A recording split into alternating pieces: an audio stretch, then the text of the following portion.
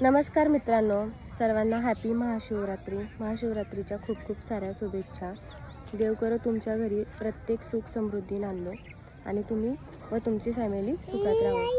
तर मित्रांनो, मी आता सकाळी जेव्हा मॉर्निंगला उठले तेव्हा म्हणजे मला असं वाटलं होतं की आता मंदिरामध्ये जावं सकाळ सकाळ दर्शनाला आणि संध्याकाळी म्हणजेच या टायमिंगला पुन्हा एकदा येता येईल. तर सकाळी मी मंदिरात निघालेच होते. जस्ट मी खिचडी खायला बसले आणि तेवढ्यात मला कॉल आला की आमच्या गोट्यावरती साप निघाला, लवकर या म्हणून. मग मी त्या ठिकाणी गेले. तो स्नेक धुळनागिन जातीचा होता. तो मी रेस्क्यू केला आणि आता त्याला निसर्गाच्या सानिध्यामध्ये सोडायला आली आहे. हा तोच परिसर आहे ज्या परिसरामध्ये तर हा तोच परिसर आहे, तुम्ही पाहू शकता.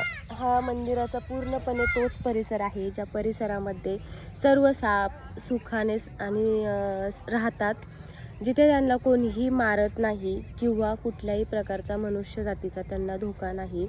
कारण जशी माणसाला सापांची भीती वाटते तसेच सापांना सुद्धा माणसांची भीती आहे. कारण अनेकदा आपण व्हिडिओ बघत असतो की लोक मोठमोठ्या काट्या घेऊन सापाला मारतात आणि मारून टाकतात. तसंच जशी सापांची भीती मानवाला आहे तशीच मानवाची भीती सापांना आहे. सापही मानवापासून दूर पळण्याचा प्रयत्न करत असतो, परंतु लोक त्यांना मारतात. तर आता आपण काही लोक आता खूप शहाणे झाले आहे म्हटलं तरी चालेल की जे सर्पमित्राला कॉल करून बोलवतात आणि स्नेक रेस्क्यू करून निसर्गाच्या सानिध्यामध्ये सोडला जातो. तर आता आपण असंच एक स्नेक सोडायला आलेलो आहे.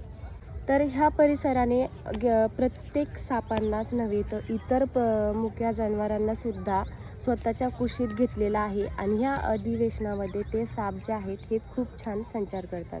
तर मित्रांनो, ह्या परिसराची मी ऋणी आहे आणि महादेवाची मी सुद्धा एक भक्त आहे.